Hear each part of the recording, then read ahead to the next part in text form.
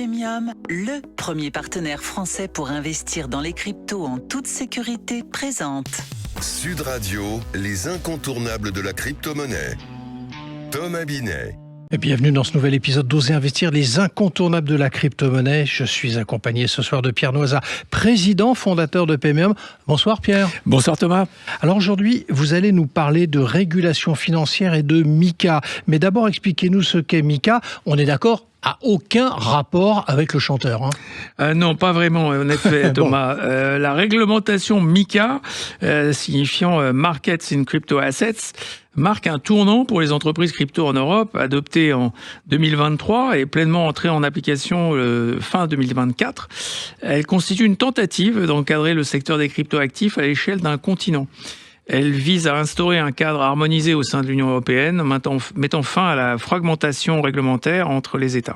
Alors, qu'est-ce que ça signifie concrètement pour les entreprises du secteur concerné ? MiCA impose des obligations de transparence et d'information afin de permettre aux investisseurs de mieux comprendre les risques.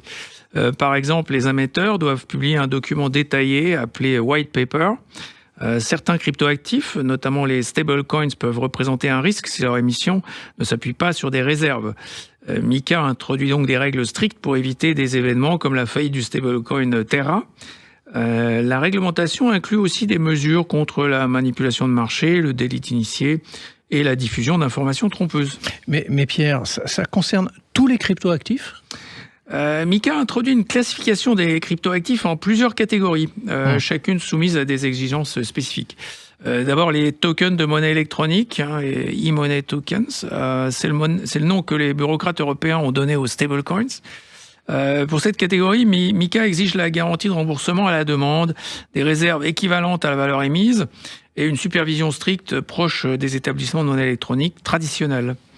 Ensuite, les Asset Reference Tokens, ART, qui sont les cryptoactifs adossés à un panier d'actifs traditionnels, les devises, matières premières, etc. Plus complexes et potentiellement plus risqués, ils font l'objet d'une surveillance renforcée. Et enfin, tous les autres cryptoactifs, c'est-à-dire les crypto-monnaies classiques hors stablecoin et les utility tokens. Pour eux, les principales exigences sont la publication d'un white paper avec une information claire et non trompeuse, et la responsabilité juridique des émetteurs. Alors, qui sont les acteurs concernés, Pierre ? D'abord, les émetteurs de cryptoactifs qui créent et distribuent des tokens. Ils doivent publier un white paper validé, respecter les obligations de transparence et assumer la responsabilité des informations fournies. Ensuite, les prestataires de services sur les cryptoactifs, les CASP, qui incluent plateformes d'échange, services de conservation, fournisseurs de portefeuille et services de transfert. Ces acteurs doivent obtenir une licence européenne pour continuer à opérer. Alors, quelles sont les exigences clés pour les entreprises crypto, du coup ? Elles doivent obtenir un agrément auprès des autorités nationales compétentes pour exercer dans l'UE. Elles peuvent ensuite bénéficier d'un passeport européen leur permettant théoriquement d'opérer dans tous les États membres. Elles doivent aussi mettre en place une gouvernance formelle avec des procédures internes de gestion des risques. MiCA impose aussi la séparation des actifs des clients et des fonds propres de l'entreprise afin de limiter les risques en cas de faillite, ce que beaucoup d'entreprises faisaient déjà entre nous.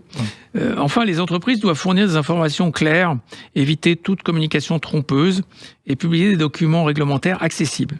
Bien sûr, les entreprises continueront la vérification des clients, le fameux KYC, et la surveillance des transactions au motif de la lutte contre le blanchiment. Alors, quelles sont les exclusions et limites de MiCA, du coup ? Alors, les NFT, les tokens non fongibles, sont en principe exclus, sauf s'ils présentent des caractéristiques assimilables à des actifs financiers. Et la finance décentralisée, la fameuse DeFi, c'est-à-dire les protocoles sans intermédiaire identifiables, qui échappent aussi à la réglementation. Les instruments financiers tokenisés restent régis par d'autres réglementations européennes, comme MiFID II. Alors finalement, est-ce que MiCA est une avancée pour le secteur crypto ? Alors, selon moi, pas du tout, Thomas. MiCA est l'expression d'un phénomène connu désormais. L'administration européenne génère des normes, ça ne vous a pas échappé, car les bureaucrates ne savent faire que ça, produire des normes. Il faut ensuite encore davantage de fonctionnaires pour les faire appliquer. Et ces nouvelles cohortes de bureaucrates vont à leur tour générer encore plus de normes et ainsi de suite. C'est ce qu'on appelle l'inflation normative, qui grève les budgets des entreprises innovantes. Le secteur est beaucoup trop jeune et les Européens devraient plutôt créer les meilleures conditions pour l'émergence de champions locaux. plutôt que favoriser le statu quo, c'est-à-dire la rente de situation dont bénéficient les banques centrales et le secteur bancaire en général. Merci Pierre, et on vous donne rendez-vous mercredi prochain pour un autre numéro d'Oser Investir, les incontournables de la crypto-monnaie.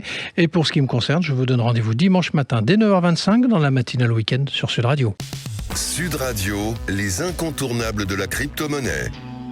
Thomas Binet. Avec Paymium, le premier partenaire français pour investir dans les cryptos en toute sécurité.